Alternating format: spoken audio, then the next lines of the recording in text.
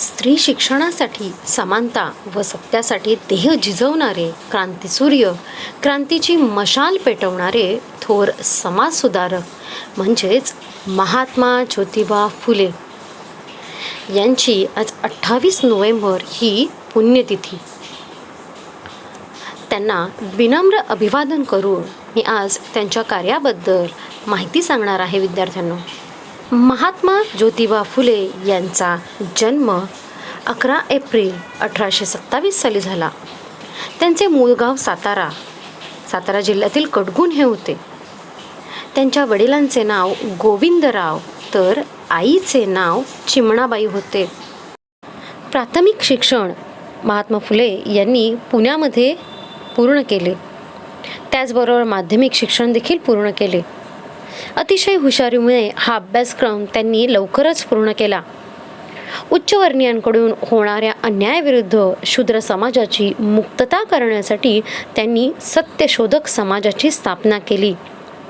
समाजातील विषमता नष्ट करणे व तळागाळातील समाजापर्यंत शिक्षण पोहोचवणे हे सत्यशोधक समाजाचे ध्येय होते. त्यांच्या शिक्षणाचे महत्त्व पटवून देणाऱ्या खालील ओळी खूप प्रसिद्ध आहेत. विद्येविना मती गेली, मतीविना नीती गेली, नीतीविना गती गेली आणि गतीविना वित्त गेले, वित्तविना शूद्र खचले आणि इतके सगळे अनर्थ केवळ एका अविद्येने केले. ज्योतिरावांनी त्यांच्या पत्नी सावित्रीबाई यांना शिक्षण देऊन शिक्षण कार्यास प्रवृत्त केले.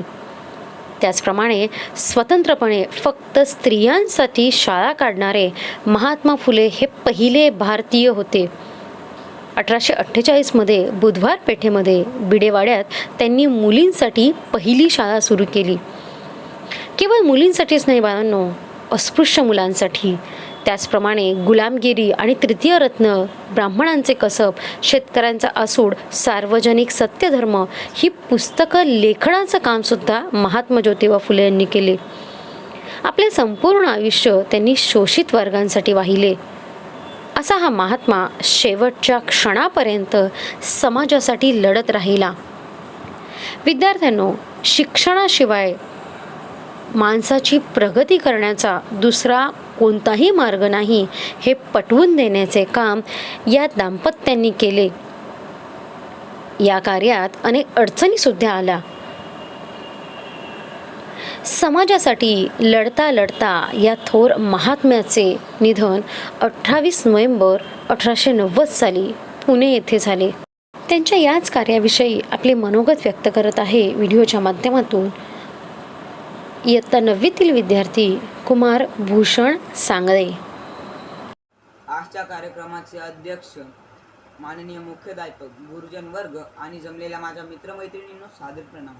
आज मी तुम्हाला महात्मा ज्योतिबा फुले यांच्याविषयी जे काही 2 शब्द सांगणार आहे ते तुम्ही शांतचित्तेने ऐकावे.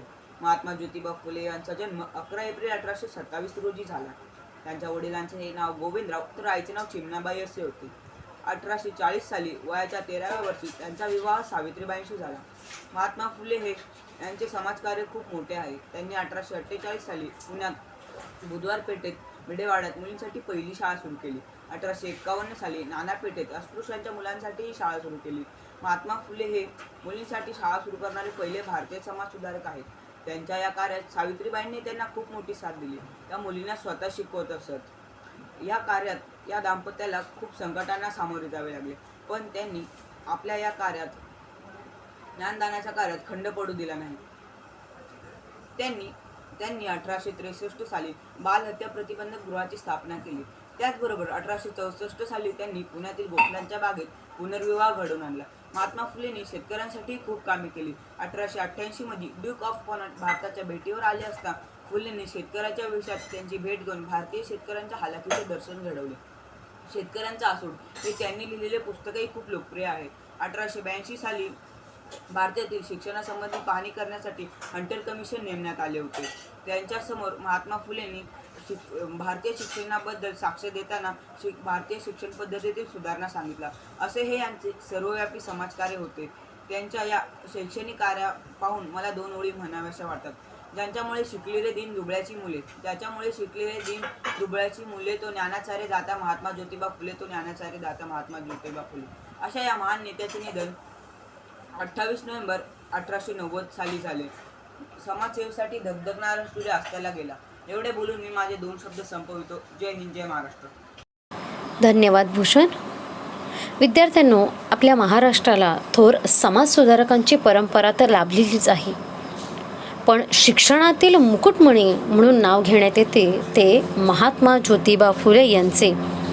आपले व्यक्तिमत्व स्वयंप्रेरणेने व स्वतःच्या प्रयत्नाने त्यांनी घडवले होते.